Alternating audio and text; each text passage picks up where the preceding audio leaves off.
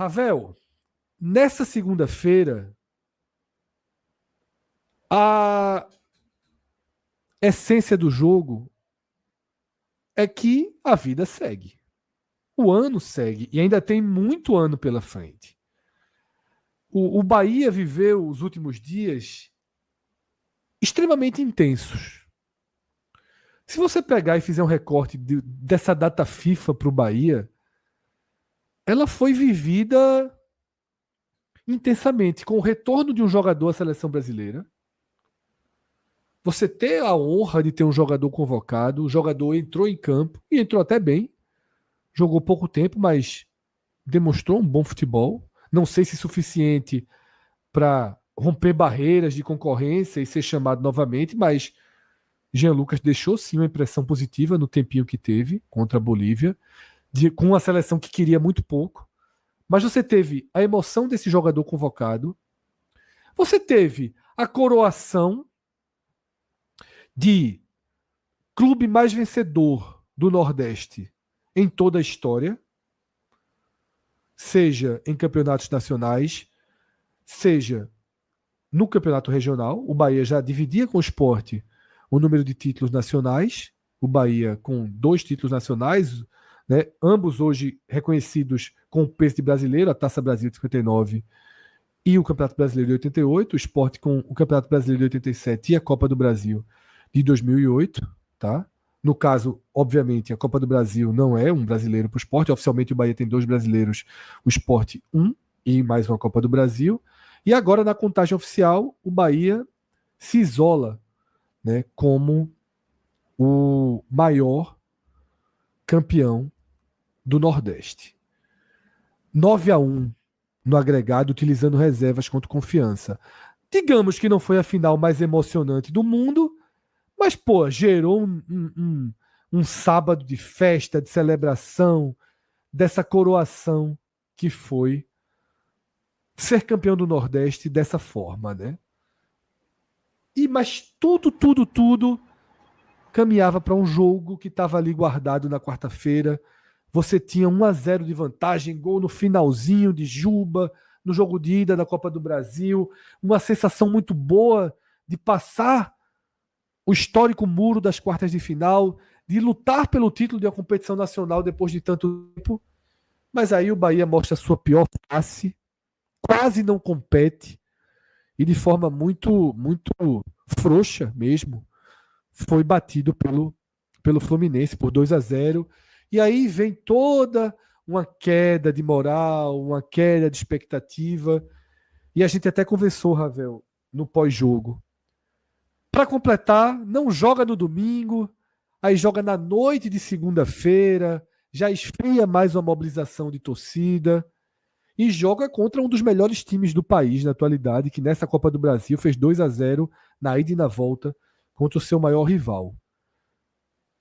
No entanto, Ravel, estamos falando do 4º colocado do campeonato enfrentando o 3º. E eu acho que é isso que precisa prevalecer, porque a vida que segue em alto nível. É o jogo do 3º contra o 4º. Como não ir para um jogo desse? Como o jogador não se motivar para uma partida dessa? Eu sei que a ferida está aberta, a gente está ainda na sexta-feira. Eu sei que jogar na segunda-feira é sempre muito ruim, mas o Bahia precisa entender que pode fazer história nessa Série A. E eu acho que isso vale muito, né, Ravel? Vale sim, com toda certeza, Fred.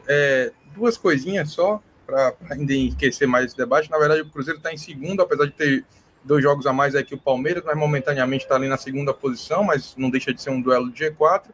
E eu somo a esses fatos todos que você trouxe, Fred, ainda o jogo do Bahia contra o Mirassol, que foi a última partida que o Bahia jogou no Campeonato Brasileiro. Então, assim, eu só faço essa soma para dizer, Fred, que o torcedor do Bahia, nas últimas 3 semaninhas aí, foi do céu ao inferno muitas vezes. Viu? Foi no inferno, estava no céu quando enfrentou o Mirassol, aí foi no inferno com a goleada, depois voltou ao céu com a vitória ali sobre o Fluminense, com o título da Copa do Nordeste, aí foi ao inferno com a eliminação para o Fluminense, ficou meio feliz nesse Inter aí com a boa atuação de Jean Lucas, porque de alguma maneira representa o clube também. Mas é tanta coisa que o torcedor do Bahia viveu nesses últimos dias uma gangorra, sabe? Assim, muitos momentos bons, muitos momentos ruins, os momentos ruins repercutindo mais do que os bons, porque eles foram muito acentuados, enquanto os bons meio que estavam dentro de uma conta da obrigação ali, né, que era vencer a final da Copa do Nordeste contra uma equipe da terceira divisão, ainda que o Bahia tenha chegado, e o Confiança também, na final com méritos, mas a final já indicava o favoritismo que se confirmou no campo. Enquanto no jogo contra o Mirassol, no jogo contra o Fluminense, as posturas apáticas, sem alma, acovardadas que o time teve, evidenciam que o Bahia ainda não é esse time todo de chegada que o torcedor deseja que seja, que o trabalho de Rogério Ceni não beira a perfeição como alguns imaginavam, especulavam. Inclusive cheguei a ouvir até críticas que para mim passaram um pouco do tom em relação ao trabalho do treinador, mas não posso deixá-las de registrar aqui, porque eu acho que sempre que acontece um desempenho como esse, estou falando além da eliminação, apesar da Copa do Brasil ter sido ali bastante acessível para o Bahia, e o indicativo maior disso é que o Botafogo também caiu, então uma semifinal contra o Vasco, historicamente um time que o Bahia costuma vencer bem, ainda aumentaria a possibilidade do Bahia chegar à final, né? Final inédita. Semifinal já seria inédita, imagina a final. Se eu sou Então torcedor do todos esses... Bahia, eu teria ficado muito mais puto depois dos pênaltis de Botafogo e Vasco. Aí, assim, o cara vai dormir revoltado. Eu cheguei a dizer isso no meu Twitter, Fred, porque não teve como, assim. Ontem o Bahia foi eliminado pela segunda vez, sabe? Porque esse sentimento, ele toma conta de todo torcedor que vê aquilo ali e fala, pô, era possível. Ontem o Bahia Era foi eliminado. Já tinha sido eliminado da semi, ontem foi eliminado da semi e da final, né? Ao mesmo tempo. Pois é. E aí, dessa forma, o torcedor, obviamente, vai para a Fonte Nova. Se não vai com pulga em campo, vai com uma pulga enorme atrás da orelha, tá? Porque eu diria que esse trabalho de Rogério Ceni, ele vai enfrentar nesse momento agora, eu acho que o segundo maior momento de contestação, assim, clara, na temporada. Eu vou me aproximar mais dessa contestação, assim, do que foi a Libertadores, quando o torcedor ficou muito, muito, muito chateado com a postura do time. Na Sul-Americana eu não vi tanta repercussão, porque meio que estava na conta, assim, claro e evidente que o Bahia, enquanto instituição, largou a competição, mas na Copa do Brasil não, na Copa do Brasil o time queria, só que esbarrou numa ausência de postura, em erros do trabalho, na maneira como se selecionou algumas coisas e no desfalques também, né, que o time acabou tendo por uma questão também de opção de montar um elenco curto. Então o Rogério vai precisar, os jogadores precisarão dar uma resposta muito grande, muito evidente, imediatamente, né? Juntar os cacos ali e enfrentar um time de G4, segundo colocado na competição, que tem potencial para vencer esse Brasileirão, que é favorito para vencer a Copa do Brasil, que só vai se resolver lá no final do ano, num jogo de segunda-feira. Então, para o torcedor ainda passar mais tempo remoendo essa eliminação triste, eu diria que o cenário não é favorável para o Bahia conseguir dar essa resposta, mas precisa, né? E se fosse apegar em alguma coisa, Fred, que se apegue no fato de que, de fato, o Bahia é ainda um mandante invicto na competição, junto com Mirassol e Flamengo, é o sexto melhor visitante, o trabalho, a campanha no Brasileiro é boa, quando faltou desempenho, pelo menos pontos vieram, né? São 60% de aproveitamento na competição. Há elementos para o torcedor mais otimista desejar se apegar, apesar do momento não ser tão bom. E de uma forma ou de outra, vai precisar dar uma resposta, vai precisar trazer o torcedor junto consigo, mesmo que o cenário não seja o mais propício para isso, mas o Bahia não pode nem sonhar em não ter um bom desempenho e vencer essa partida, porque os adversários finalmente chegaram, né? A sorte do Bahia é que Botafogo e São Paulo se enfrentam na capital paulista, e aí todo torcedor do Bahia tem que ser São Paulo, porque o São Paulo não tem chance de passar o Bahia nessa rodada e tem jogos a mais. Mas na rodada seguinte, por exemplo, o Botafogo já enfrenta o Mirassol no outro duelo, que pode fazer com que, a depender da combinação dessa rodada, quem vencer passe o tricolor baiano. Então o Bahia precisa vencer o Cruzeiro para se manter vivo no G4, para manter-se brigando ali na condição de ser o time a ser perseguido e não na condição de perseguidor, Fred. É um duelo muito, muito estratégico para a vida do Bahia dentro desse G4 do Campeonato Brasileiro. Vocês viram que eu apresentei como terceiro e quarto e Ravel como segundo e quarto, porque foi um ato falho. A classificação que estava aberta aqui no nosso Power BI estava pelo percentual de aproveitamento. Eu estava mexendo aqui no Power BI e o aproveitamento do Cruzeiro é o terceiro melhor aproveitamento, até próximo do Bahia, tá? O Palmeiras é o segundo colocado de aproveitamento, porque o Palmeiras tem 2 jogos a menos que o Cruzeiro, tá? Mas essencialmente não muda muita coisa. Ravel, pergunta importantíssima. Grande parte dos torcedores atribuíram quase que 99%, alguns 100%, o fracasso na quarta-feira aos desfalques. E é óbvio que a gente não ignorou os desfalques. A gente só não atribuiu todo o peso existente nos desfalques. A gente passou por outros elementos que poderiam ter amenizado de alguma forma tantas lacunas que o Bahia tinha. Tá? Alguém volta? O Bahia tem alguma perspectiva de retorno para essa segunda-feira? Claro que gravar o programa na sexta, com o Bahia tendo feito meio treino, a gente não tem ainda as informações. Ainda tem o sábado, ainda tem domingo. A gente está gravando esse programa numa antecedência muito grande. Tá? Mas alguma sinalização de volta imediata, pelo menos, Ravel? Ou a tendência é de que, de novo, o Rogério Ceni tenha que dar uma embaralhada no quebra-cabeça ali para tentar formar uma imagem melhor do Bahia, porque ele errou, né, no Maracanã, sobretudo quando começou a substituir. Pois é, Fred. Infelizmente, para o torcedor, não há perspectiva de volta imediata para nenhum atleta do time titular, não. O único jogador que volta em condições de estar à disposição para servir o time é o lateral direito reserva, Santiago Arias, que volta que estava da na data seleção, FIFA. Né? Pois é. Então, os demais atletas ainda estão encerrando ali. Os que estão mais próximos de retorno Caio Alexandre, que volta ainda em fase de transição física, então não deve estar nem no banco ainda, não deve estar disponível para esse jogo. No próximo, sim, mas para essa rodada, o departamento médico do Bahia, na verdade, o Bahia anunciou no seu Instagram, um pouco antes da gente gravar esse conteúdo, no finzinho de tarde da sexta-feira, ele anunciou que Caio Alexandre, Canu e o próprio volante Eric eram jogadores que estavam fazendo a transição no campo do CT Cidade Tricolor, enquanto os atletas Eric Pulga e Ademir nem sequer estão ainda nessa fase, estão em fase de fisioterapia. Então, jogadores importantes aí do elenco ainda estão longe de um retorno. Digo isso porque, para mim, são as ausências mais sentidas. Caio, Pulga e Ademir são atletas que personificam o modelo do Bahia jogar, né? E desses aí, apenas Caio tem uma perspectiva maior de voltar na outra rodada, e não nessa contra o Cruzeiro. O único jogador que deve retornar é o lateral direito Santiago Arias, para ficar no banco como alternativa a Gilberto. E as lições do Maracanã? Que caminho Ceni pode ter? A gente falou já de ter mudanças na escalação inicial, né? Ser algo mais próximo do time que começa o segundo tempo. A gente chegou a conversar sobre isso, né, Ravel? Eu tenho a expectativa de que ele comece o time. Eu não tenho informação, não sei o que a mídia tem projetado, mas o time de Ravel para jogar. Não tem projeção nenhuma ainda, porque, como eu falei, a gente está a 3 dias do jogo, né? O time de Ravel. Isso aí. O time de Ravel na segunda-feira, Maestro, seria João Paulo no gol. Acho que está na hora de colocar João Paulo e acabar com qualquer dúvida se Ronaldo esticou ou não o braço no segundo gol do Maracanã. Gilberto na lateral direita, David Duarte, Ramos Mingo e Luciano Juba, compondo a linha de defesa. O meio-campo começando ali com Nico Acevedo, passando por Everton Ribeiro e Jean Lucas. Esse é o meio-campo melhor que tem à disposição nesse momento. E no ataque, Fred, eu pararia de invenções no momento e começaria com Kaique no lado direito, que é o jogador que se sente mais à vontade de atuar naquela faixa do campo, que emula melhor o que a Ademir sabe fazer. Um Sanabria na ponta esquerda, ainda que esse atleta não esteja ainda 100% adaptado ao que Rogério gosta que um ponta faça, né? Rogério é um cara que valoriza muito que os pontas participem da fase defensiva.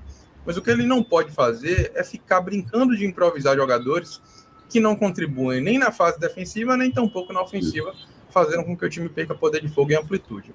E aí o William José fazendo a função de centroavante de 9, até porque é o único jogador que no momento possui 100% dessas características. Os outros que jogam por ali, que jogarão por ali, ainda são atletas que podem fazer isso em circunstâncias muito específicas, a exemplo do jovem garoto da base, Thiago, que também parece que não estará disponível para esse jogo. Ele sofreu uma entorse no joelho, o tratamento será conservador, mas ainda não vai estar disponível para esse jogo, Fred. Então, assim, esse seria os meus 11 titulares para começar esse jogo, até por características do Bahia e do adversário. O Cruzeiro é um time que marca pressão muito em bloco alto, é um time que tem, diferente do que a gente costuma falar aqui sobre algumas outras equipes desse brasileiro, que tem uma forma de jogar jogando em casa, uma forma muito diferente jogando longe de seus domínios, o Cruzeiro é muito, muito, muito, muito homogêneo, jogando longe e perto do Mineirão, né? Jogando Perigoso, do viu? Mineirão, Perigoso, longe, time chato. é um time muito chato, muito perigoso, é um time que não tem vergonha de marcar lá em cima, marca a pressão o tempo inteiro, é um time muito bem preparado fisicamente. É bom a gente lembrar que esse Cruzeiro abriu mão de algumas coisas ao longo da temporada para chegar voando mesmo nessa altura, e eu acho que está fazendo a diferença. Né? Quando a gente vê um Cruzeiro que dá 2-0 contra o Galo Mineiro, é um time que não só encara a competição com seriedade, mas é um time que, para mim, também tem condições físicas de jogar em alto nível, diferente de algumas outras equipes que já vêm com um número muito grande de partidas. Não que isso seja uma justificativa, mas é uma explicação muito salutar para, eu acho, que o bom momento físico que o Cruzeiro vive, né? Além dessa fase maravilhosa de Caio Jorge, que também é um grande jogador, que vive um ótimo momento e que na Copa do Brasil decidiu em favor da Raposa. Eu acho que é um jogo muito complicado, não sei o que a Bet Nacional preparou para a gente em termos de odds, mas já adianto que é um jogo que é muito difícil apontar favorito, porque de um lado a gente tem um mandante invicto que vive mau momento versus um outro time que talvez viva aí a sua melhor fase na temporada. Das 4 partidas que a gente trouxe, essa é a que traz odds mais equilibradas. Tá? Mas com um favoritismo claro para o Bahia. Tá? Não é um favoritismo largo, mas o Bahia paga 2,37 e o Cruzeiro 3,17, com empate pagando 3,10. Tá? Veja, eu não iria no Bahia, ainda que a odd esteja acima de 2 para um mandante invicto.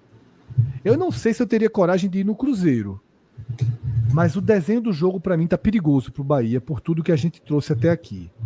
Uma certa baixa de uma oscilação emocional pós-Copa do Brasil, um número de desfalques muito acentuado. Eu acho que é até normal o comportamento. Bronca vai ser superar isso, Fred. Porque, assim, eu não gosto de time que é muito frio, não. É bronca porque... Desculpa, Tete. Assim, o ideal para o Bahia é que o time fosse frio e não assimilasse. Mas, ao mesmo tempo, eu acho que os times eles precisam, de vez em quando, perceber que as pancadas acontecem, porque mais para frente isso pode até ser salutar, tá? Assim, de absorver isso e colocar outro objetivo e não fingir não, e não agir como se tivesse sido pouca coisa, porque para a torcida não foi pouca coisa. Assim, o que o Bahia perdeu, e sobretudo a forma como se desenhava, perdeu uma oportunidade muito grande, que apesar de todos os investimentos do Grupo City, então, não sei se todos os anos vai ter oportunidades como essa. Repito, Flamengo e Palmeiras caíram nas oitavas de final. Assim, então não foi assimilar isso faz parte também do processo. E essa odd aí, tá? Se eu fosse alguém, eu iria no Cruzeiro, tá? Que meus amigos torcedores do Bahia me desculpem, tá? Fui escolhido aí torcedor benemérito aí das últimas semanas, mas eu acho que 3,17 pro Cruzeiro tá muito. Veja só, Fred, eu não sei como é que tá empate ou Cruzeiro, mas parece ser uma odd, deve ser uma odd apetitosa aí. 1,53. Então, eu preferia fechar os olhos. No meu perfil mais conservador de pitaqueiro, eu acho que uma duplinha desse jogo aí com algum outro jogo que tiver interessante na rodada, a gente vai passar rapidamente, né, pelas odds. Vai fechar jogos. O programa com isso.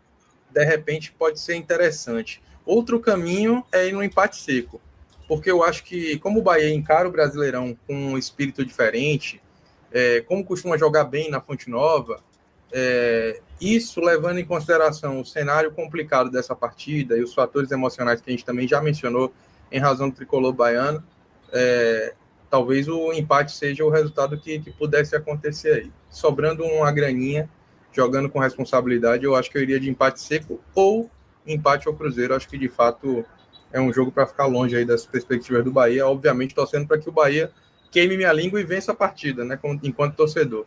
Mas, enquanto apostador, eu acho que está mais no cenário para o empate ou Cruzeiro. É isso, tá?